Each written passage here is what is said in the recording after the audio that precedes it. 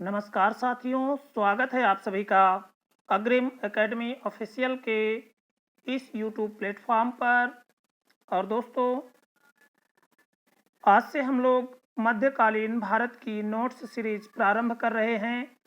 और इस सीरीज में दोस्तों हम लोग पूरे मध्यकालीन भारत के इतिहास को इस नोट्स सीरीज के माध्यम से कवर करेंगे। और इसमें दोस्तों हम लोग बातचीत करेंगे इस्लाम धर्म से मराठा साम्राज्य तक की। तो दोस्तों, इस्लाम धर्म से मराठा साम्राज्य तक की इसमें हम लोग बातचीत करेंगे। तो दोस्तों, यदि आप लोगों को ये वीडियो अच्छा लगे, ये वीडियो सीरीज अच्छी लगे, तो वीडियो को लाइक, शेयर और चैनल को सब्सक्राइब करना ना भूलें। तो चलिए दोस्तों, सबसे पहले देख लेते हैं इंडेक्स को कि इस पूरी सीरीज में हम लोग क्या क्या पढ़ने वाले हैं। तो हम लोग पढ़ेंगे दोस्तों अध्याय 1 में इस्लाम धर्म एक विश्लेषण। अध्याय 2 में दोस्तों हम लोग पढ़ेंगे अरबों का सिंध पर आक्रमण एक विश्लेषण के रूप में। फिर दोस्तों हम लोग अध्याय 3 में महमूद गजनवी एक विश्लेषण के रूप में देखेंगे। और उसके बाद दोस्तों हम लोग अध्याय 4 में मोहम्मद गौरी के काल 1173 से 1206 के टाइम पीरियड को एक विश्लेषण के रूप में देखेंगे। और अध्याय 5 में दोस्तों राजपूत के हार के कारणों का विश्लेषण करेंगे। और साथ ही साथ अध्याय 6 में दोस्तों दिल्ली सल्तनत की शुरुआत में जो गुलाम वंश था उसके बारे में बातचीत करेंगे। फिर अध्याय 7 में दोस्तों दिल्ली सल्तनत के खिलजी वंश पर बातचीत करेंगे। अध्याय 8 में दोस्तों दिल्ली सल्तनत के ही तुगलक वंश पर बातचीत करेंगे। अध्याय 9 में दोस्तों दिल्ली सल्तनत के सैयद वंश पर बातचीत होगी। और अध्याय 10 में दोस्तों दिल्ली सल्तनत के लोधी वंश। और अध्याय 11 में दोस्तों दिल्ली सल्तनत की प्रशासनिक प्रणाली को देखेंगे कि किस तरह से दिल्ली सल्तनत में प्रशासन चलता था और किस तरह से दिल्ली सल्तनत का राजकाज चलता था। तो दोस्तों, दिल्ली सल्तनत का मध्यकाल में बहुत जो है तो महत्व है। तो इसमें हमारे कुल लगभग अध्याय 6, अध्याय 7, अध्याय 8, 9, 10 और 11 कुल मिलाकर के ये टॉपिक्स दिल्ली सल्तनत से जुड़े हैं। और ज़्यादातर परीक्षाओं में दिल्ली सल्तनत से क्वेश्चंस बनते हैं, तो इनको ठीक से करेंगे। और दोस्तों इसके बाद हमारा जो 12वां अध्याय है वो 12वां अध्याय भक्ति आंदोलन से संबंधित होगा। और उसके बाद अध्याय 13 में हम लोग अध्ययन करेंगे सूफी आंदोलन की। अध्याय 14 में दोस्तों हम लोग बातचीत करेंगे बहमनी साम्राज्य एक विश्लेषण के रूप में। और उसके बाद दोस्तों अध्याय 15 में हम लोग विजयनगर साम्राज्य की बातचीत करेंगे। और अध्याय 16 में मुगल साम्राज्य की बातचीत होगी। और साथ ही साथ अध्याय 17 को भी देख लेंगे, उसमें मराठा साम्राज्य और उसके संघ पर बातचीत कर लेंगे, मराठा संघ पर बातचीत कर लेंगे। इस तरह से ये पूरा हमारा मध्यकालीन नोट्स सीरीज का क्या है, ये 17 अध्याय में बांटा गया है। तो दोस्तों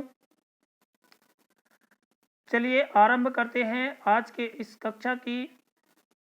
तो पहला अध्याय दोस्तों शुरू कर रहे हैं। उससे पहले दोस्तों, यदि आप लोगों को वीडियो अच्छा लगे तो वीडियो को लाइक, शेयर और चैनल को सब्सक्राइब करना ना भूलें।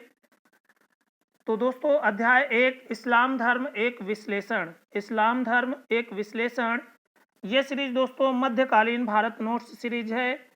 इसको दोस्तों इसमें दोस्तों हम लोग कंप्लीट मध्यकालीन भारत को कवर करेंगे। तो इस्लाम शब्द का अर्थ है अल्लाह को समर्पण। तो इस्लाम शब्द का अर्थ क्या है दोस्तों? अल्लाह को समर्पण, अल्लाह को समर्पित हो जाना क्या है, इस्लाम शब्द का अर्थ है। इस प्रकार मुसलमान वह है जिसने अपने आप को अल्लाह को समर्पित कर दिया है। तो मुसलमान कौन है दोस्तों? मुसलमान वह है जिसने अपने आप को अल्लाह को क्या कर दिया है, समर्पित कर दिया है, यानी कि इस्लाम धर्म के नियमों पर चलने लगा है। तो अल्लाह को जिसने समर्पित कर दिया है और इस्लाम धर्म पर क्या है, चलने लगा है, वही क्या है, इस्लाम का अर्थ है। आगे दोस्तों इस्लाम धर्म का आधारभूत सिद्धांत क्या है? तो इस्लाम धर्म का आधारभूत सिद्धांत अल्लाह को सर्वशक्तिमान एकमात्र ईश्वर और जगत का पालक मानता है और हजरत मोहम्मद साहब को उनका संदेशवाहक या पैगंबर मानता है। तो इस्लाम धर्म का जो आधारभूत सिद्धांत है, तो इस्लाम धर्म को मानने वाले अल्लाह को सबसे ज़्यादा ताकतवर मानते हैं, एक ईश्वर को एक मानते हैं और उसी को क्या करते हैं, जगत का पालनकर्ता मानते हैं और हजरत मोहम्मद साहब को उनका संदेशवाहक पैगंबर मानते हैं।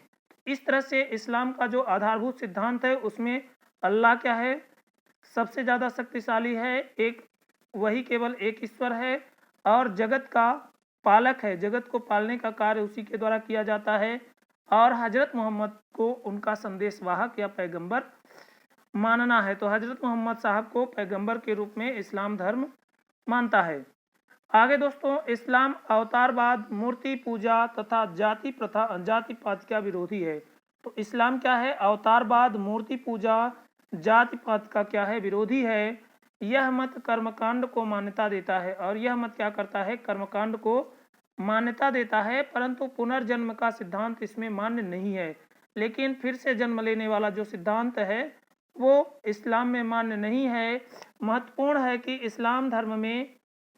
इस्लाम में धर्म की संकल्पना पहले जन्मी। यह बात महत्वपूर्ण है दोस्तों कि इस्लाम धर्म में क्या है, इस्लाम में जो धर्म की संकल्पना है उसका जन्म पहले हुआ और बाद में राज्य का स्वरूप स्पष्ट हुआ और बाद में किस तरह से है ना राजकाज होगा उसका स्वरूप स्पष्ट हुआ।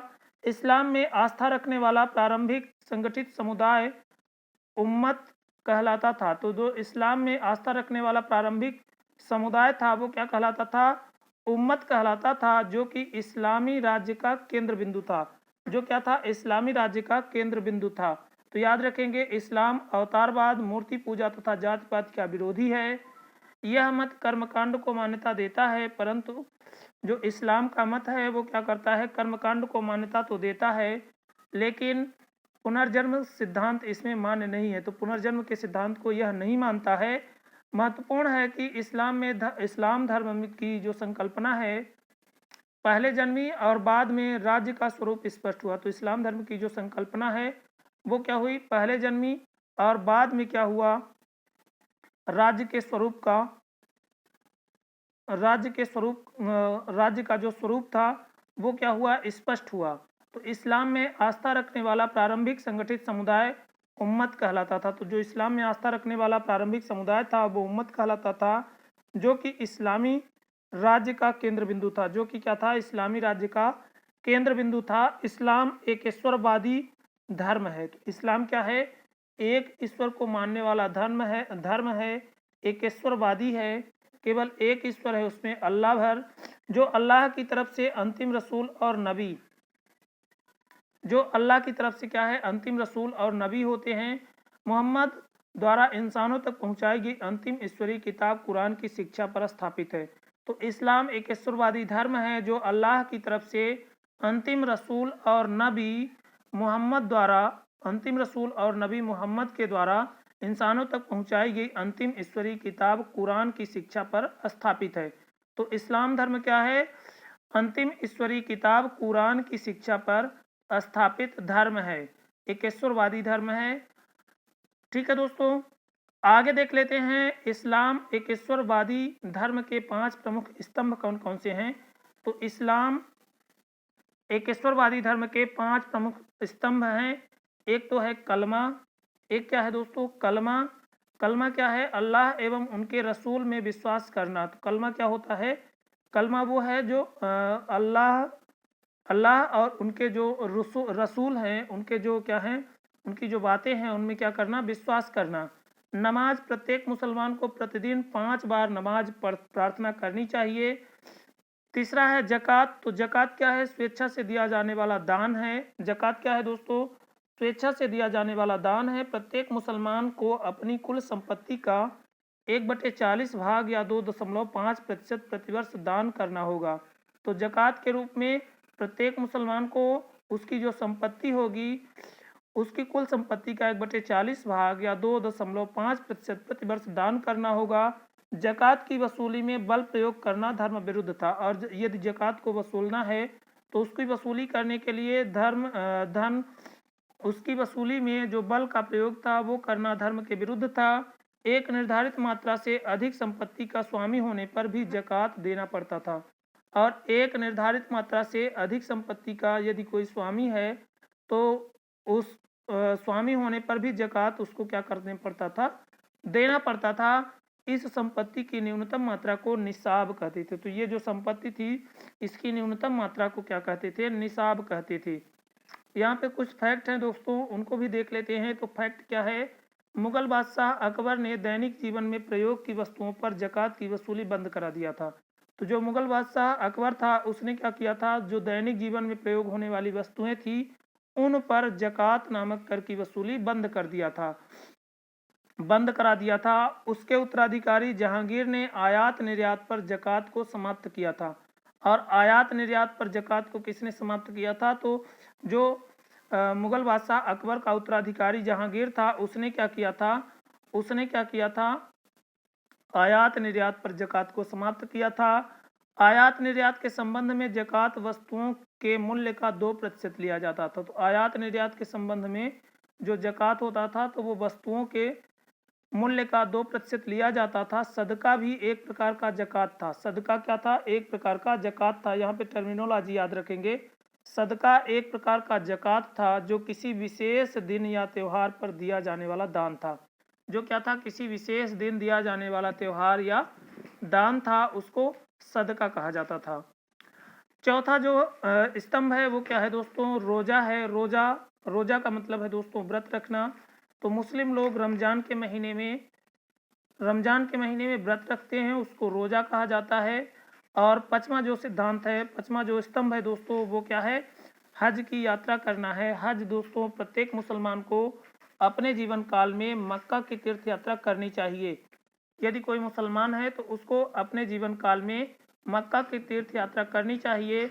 इस्लामिक राज्य एक धर्म प्रधान राज्य है, और इस्लामिक जो राज्य है वो क्या है, एक धर्म प्रधान राज्य है जिसमें कुरान ही राज्य का संविधान है। जिसमें क्या है, कुरान ही क्या है, राज्य का संविधान है। यह राज्य शरीयत के अनुकूल होना चाहिए। और ये जो राज्य है ये किसके अनुकूल होना चाहिए, शरीयत के अनुकूल होना चाहिए। समयावधि में शरीयत की व्याख्या है तो 4 विचारधाराओं। तो जो समयावधि में शरीयत की व्याख्या है तो कितनी विचारधाराएं, तो 4 विचारधाराओं। 4 विचारधाराओं को क्या किया गया है, शामिल किया गया है। मालकपंथी विचारधारा, सफ़ीपंथी विचारधारा, हनबलपंथी विचारधारा और हनीफा पंथी का विकास हुआ है। तो समयावधि में शरीयत की व्याख्या करने के लिए 4 विचारधाराओं का विकास हुआ है। पहली विचारधारा मालकपंथी, दूसरी सफ़ीपंथी, तीसरी है हनबलपंथी और चौथी हनीफा पंथी का विकास हुआ है। इनमें से केवल अबू हनीफा का हनीफी संप्रदाय ही इस्लामी साम्राज्य में जिम्नियों के रूप में रहने की अनुमति देता है। तो इनमें से केवल क्या है, अबू हनीफा का हनीफी संप्रदाय ही इस्लामी राज्य में जिम्नियों के रूप में रहने की अनुमति प्रदान करता है। महत्वपूर्ण है कि दिल्ली सल्तनत में की वित्तीय स्थिति हनीफी संप्रदाय द्वारा प्रस्तुत कराधान के सिद्धांतों पर आधारित थी। तो यहाँ पे ध्यान रखेंगे कि जो दिल्ली सल्तनत थी तो वहाँ पर क्या था, महत्वपूर्ण है कि दिल्ली सल्तनत की वित्तीय नीति हनीफी संप्रदाय द्वारा प्रस्तुत कराधान के सिद्धांतों पर आधारित थी। तो ये यहाँ पे महत्वपूर्ण है दोस्तों, याद रखेंगे कि जो दिल्ली सल्तनत की वित्तीय नीति थी वो क्या थी, हनीफी संप्रदाय द्वारा प्रस्तुत कराधान के सिद्धांतों पर आधारित थी। तो दिल्ली सल्तनत की वित्तीय नीति यदि आपसे पूछा जाए कि किस संप्रदाय द्वारा प्रस्तुत कराधान के सिद्धांतों पर आधारित थी, तो याद रखेंगे दिल्ली सल्तनत की वित्तीय नीति हनीफी संप्रदाय द्वारा प्रस्तुत कराधान के सिद्धांतों पर आधारित थी। अगर कोई व्यक्ति शरीयत का पालन नहीं करेगा, यदि कोई व्यक्ति क्या करता है, शरीयत का पालन नहीं करेगा तो उसके विरुद्ध फतवा जारी होगा। तो उसके विरुद्ध क्या हो जाएगा, फतवा जारी होगा। कुरान, हदीस, इजमा, कयास का समुच्चय शरीयत कहलाता है। तो कुरान, हदीस, इजमा एवं कयास का जो समुच्चय है वो शरीयत कहलाता है। महत्वपूर्ण है कि यही मुस्लिम न्याय के स्रोत भी हैं। स्रोत भी हैं। हजरत मोहम्मद की मृत्यु के बाद इस्लाम शिया और सुन्नी दो पंथों में बट गया है। तो हजरत मोहम्मद साहब की मृत्यु के बाद इस्लाम जो धर्म था वो शिया और सुन्नी दो पंथों में बट गया है। सुन्नी उन्हें कहते हैं जो सुन्ना में विश्वास रखते हैं। सुन्ना हजरत मोहम्मद के कथनों और कार्यों का विवरण है। तो सुन्नी किनको कहेंगे? तो सुन्नी उन्हें कहते हैं जो सुन्ना में विश्वास रखते हैं और सुन्ना हजरत मोहम्मद के कथनों और कार्यों का विवरण है। तो सुन्ना क्या है? हजरत मोहम्मद के कथनों और कार्यों का विवरण है और वह सुन्नी समुदाय जो है तो उसमें विश्वास करता था। तो सुन्ना में सुन्नी समुदाय विश्वास करता था। सुन्ना क्या है? हजरत मोहम्मद साहब के कथन और कार्यों का विवरण है। शिया अली की शिक्षाओं में विश्वास रखते हैं और उन्हें हजरत मोहम्मद का उत्तराधिकारी मानते हैं। तो जो शिया मतावलंबी थे वो अली की शिक्षाओं में विश्वास, जो अली के द्वारा जो शिक्षाएं दी गई थी उनमें विश्वास रखते हैं और उनको हजरत मोहम्मद का उत्तराधिकारी मानते हैं। तो अली को क्या मानते हैं? हजरत मोहम्मद का उत्तराधिकारी मानते हैं। हजरत मोहम्मद के दामाद थे और अली कौन थे? हजरत मोहम्मद के दामाद थे। इस तरह से दोस्तों ये हो गया। यहाँ पे whole Kashmir is the integral part of India, we took map from. यहाँ पे दोस्तों देखिए ये पूरा क्या है, सुन्नी और शिया इसमें दर्शाया गया है। मुस्लिम डिस्ट्रीब्यूशन सुन्नी और शिया में। तो शिया देखिए जो डार्क क्या है दोस्तों, जो डार्क ग्रीन है, जो गहरा हरा है, उसमें दोस्तों वहाँ क्या है, वहाँ मुस्लिम शिया मतावलंबी थे। और जहाँ क्या है दोस्तों लाइट ग्रीन है या लाइट ग्रीन है, वहाँ पर क्या है दोस्तों, वहाँ पर सुन्नी मुस्लिमों का क्या था, निवास था। ठीक है दोस्तों, तो इस तरह से आप लोग ध्यान में रखेंगे। तो यहाँ पे ईरान वाला इलाका क्या था, शियाओं का था। इराक वाला, इधर सीरिया टर्की वाला क्षेत्र, यमन का दोस्तों और अफगानिस्तान का क्षेत्र, ये क्षेत्र क्या था, शिया मतावलंबियों का था। और कजाकिस्तान हो गया है ना, ये रसिया वाला इलाका हो गया, पाकिस्तान, इंडिया, यहाँ पर क्या थे, सुन्नी मुसलमान रहा करते थे। आगे देख लेते हैं दोस्तों महत्वपूर्ण शब्दावली देख लेते हैं। तो इसमें पहला है कुरान। कुरान क्या है? कुरान शब्द इकरा पाठ करो से बना है। तो कुरान क्या है? शब्द इकरा पाठ करो से बना है, जिसे इल्म अल्लाह ईश्वर का शब्द कहा जाता है। तो कुरान क्या है? पाठ करो शब्द से बना है, शब्द इकरा से बना है, जिसका अर्थ है पाठ करो से बना है, जिसे इल्म अल्लाह कहा जाता है। इसमें कुल 114 सूरा अध्याय या पंक्तियां हैं। तो कुरान में कितने अध्याय और पंक्तियां हैं? तो याद रखेंगे 114 अध्याय या पंक्तियां हैं। सुन्ना या हदीस कौन होते थे? तो पैगंबर साहब से जुड़ी परंपराएं हैं।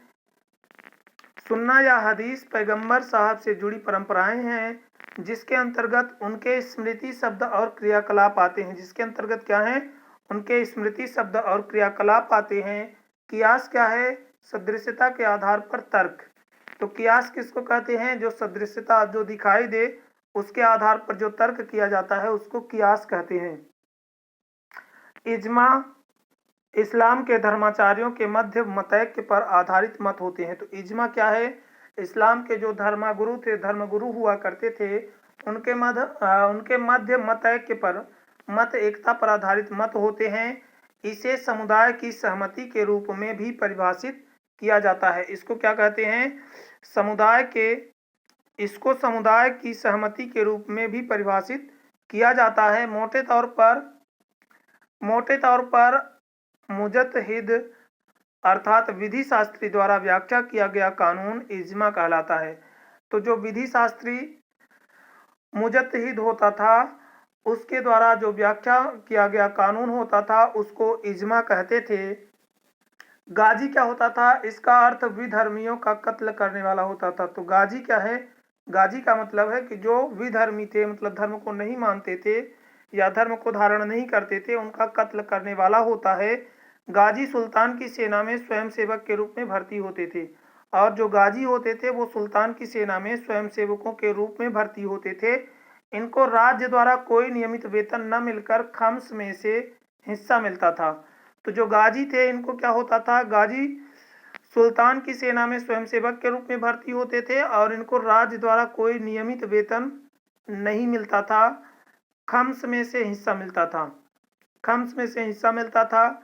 गाजी योद्धा होने के साथ साथ धर्म का भी रक्षक होता था, और जो गाजी होते थे वो योद्धा तो होते ही थे, साथ साथ अपने धर्म का भी रक्षक होते थे, धर्म की रक्षा करने का भी कार्य करते थे। इनके ऊपर इस्लाम की रक्षा का इस्लाम की रक्षा एवं प्रसार का दायित्व होता था। तो गाजियों के ऊपर क्या होता था, गाजियों के ऊपर रक्षा एवं प्रसार का दायित्व था। महमूद गजनवी ने गाजी की उपाधि धारण की, और जो महमूद गजनवी था इसने क्या किया, गाजी की उपाधि धारण की थी। गियासुद्दीन बलबन दिल्ली सल्तनत का पहला सुल्तान था जिसने अपने नाम के आगे गाजी जोड़ा। तो महमूद गजनवी ने गाजी की उपाधि धारण की थी। सबसे पहले महमूद गजनवी ने गाजी की उपाधि धारण की थी। गियासुद्दीन तुगलक दिल्ली सल्तनत का पहला सुल्तान था जिसने अपने नाम के आगे गाजी जोड़ा था। 1451 ईस्वी में बहलोल लोदी ने गाजी की उपाधि धारण की थी। तो बहलोल लोदी ने गाजी की उपाधि कब धारण की थी, तो 1451 ईस्वी में। 1451 ईस्वी में बहलोल लोदी ने भी गाजी की उपाधि धारण की। मार्च 1527 ईस्वी में खानवा युद्ध के पश्चात बाबर ने गाजी की उपाधि धारण की। तो याद रखेंगे, मध्यकाल में महमूद गजनवी ने गाजी की उपाधि धारण की। उसके बाद गियासुद्दीन तुगलक दिल्ली सल्तनत का पहला सुल्तान जिसके अपने नाम के आगे गाजी शब्द जोड़ा, और फिर बहलोल लोदी लोदी साम्राज्य का शासक 1451 ईस्वी में गाजी की उपाधि धारण की। और मार्च 1527 में खानवा के युद्ध के बाद बाबर ने भी क्या की थी, गाजी की उपाधि को धारण किया था। आगे देख लेते हैं इस्लाम धर्म से जुड़े महत्वपूर्ण तथ्य। इस्लाम धर्म से जुड़े हुए महत्वपूर्ण तथ्य कौन है, तो इस्लाम धर्म के प्रवर्तक पैगंबर मोहम्मद साहब थे। तो इस्लाम धर्म के जो प्रवर्तक थे वो कौन थे, पैगंबर मोहम्मद साहब थे। उनके पिता अब्दुल्ला तथा माता अमीना कुरैश नामक कबीले से संबंधित थी। तो इस्लाम धर्म के प्रवर्तक पैगंबर मोहम्मद साहब थे, उनके पिता अब्दुल्ला और माता अमीना कुरैश नामक कबीले से संबंधित थी। धर्म प्रचार में मोहम्मद साहब का लोगों ने विरोध भी किया। तो धर्म प्रचार में जो मोहम्मद साहब थे, मोहम्मद साहब का लोगों ने क्या किया था, विरोध किया था। तो धर्म प्रचार के टाइम पर मोहम्मद साहब का लोगों ने विरोध भी किया, जिससे विवश होकर उन्हें 622 ईस्वी में मक्का से यसरीब जाना पड़ा। तो मक्का से यसरीब जाना पड़ा। यसरीब से मदीन तुन्नबी नबी का शहर या मदीना कहलाया। तो यसरीब ही क्या कहलाया, मदीना तुन्नबी नबी का शहर या मदीना कहलाया। मदीन तुन्नबी नबी का शहर या मदीना कहलाया। इसी घटना को हिज्जत या हिजरत कहा गया तथा यही 622 ईस्वी से हिजरी संवत की शुरुआत मानी जाती है। और यहीं से 622 ईस्वी से हिजरी संवत की क्या मानी जाती है, शुरुआत मानी जाती है। हजरत मोहम्मद साहब को 610 ईस्वी में मक्का के पास हीरा नामक गुफा में ज्ञान की प्राप्ति हुई थी। तो हजरत मोहम्मद साहब को ज्ञान की प्राप्ति कहाँ हुई, तो याद रखेंगे मक्का में 610 ईस्वी में हजरत मोहम्मद साहब को हीरा नामक गुफा में ज्ञान की प्राप्ति हुई थी। 24 सितंबर को पैगंबर की मक्का से मदीना की यात्रा इस्लाम जगत में मुस्लिम संवत के नाम से जानी जाती है। तो 24 सितंबर 622 ईस्वी में पैगंबर की मक्का से मदीना की यात्रा इस्लाम जगत में मुस्लिम संवत या हिजरी संवत के नाम से जानी जाती है। हजरत मोहम्मद की शादी 25 साल की उम्र में खदीजा नाम की विधवा से हुई। तो हजरत मोहम्मद साहब की शादी 25 वर्ष की आयु में खदीजा नामक विधवा से हुई थी। हजरत मोहम्मद की बेटी का नाम फातिमा और दामाद का नाम अली हुसैन है। तो हजरत मोहम्मद की जो बेटी थी उनका नाम फातिमा था और जो दामाद थे उनका नाम अली हुसैन था। देवदूत गैब्रियल ने पैगंबर मोहम्मद को कुरान अरबी भाषा में संप्रेषित की थी। तो देवदूत गैब्रियल के द्वारा पैगंबर मोहम्मद साहब को कुरान अरबी भाषा में भेंट की गई थी। अरबी भाषा में लिखी कुरान को देवदूत गब्रियल ने क्या किया था, पैगंबर मोहम्मद को सौंपा था। अली की सन 661 ईस्वी में हत्या कर दी गई। अली के बेटे हुसैन की हत्या 680 ईस्वी में करबला में की गई थी। इन हत्याओं ने शिया को निश्चित मत का रूप दे दिया। तो जो अली थे उनकी सन 661 में क्या कर दी गई, हत्या कर दी गई।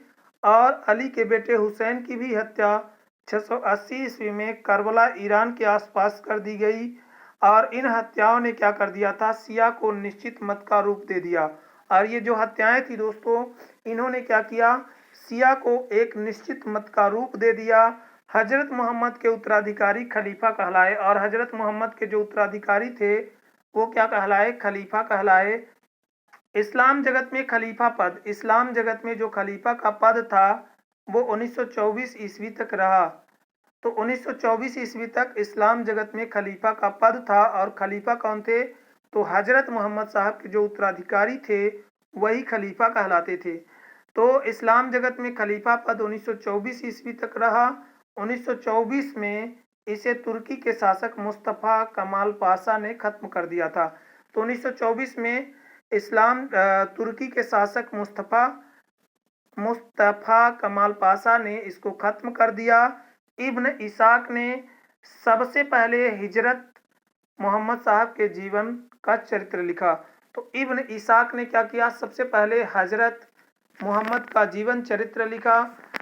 हजरत मोहम्मद के जन्मदिन को ईद ए मिलादुल नबी के नाम से मनाया जाता है। तो जो हजरत मोहम्मद साहब का जन्मदिन है उसको ईद ए मिलादुल नबी के नाम से मनाया जाता है। तो याद रखेंगे, हजरत मोहम्मद के जन्म दिन को ईद ए मिलादुल नबी के नाम से मनाया जाता है। आगे देख लेते हैं दोस्तों। तो दोस्तों अध्याय 1 हमारा यहीं से समाप्त होता है।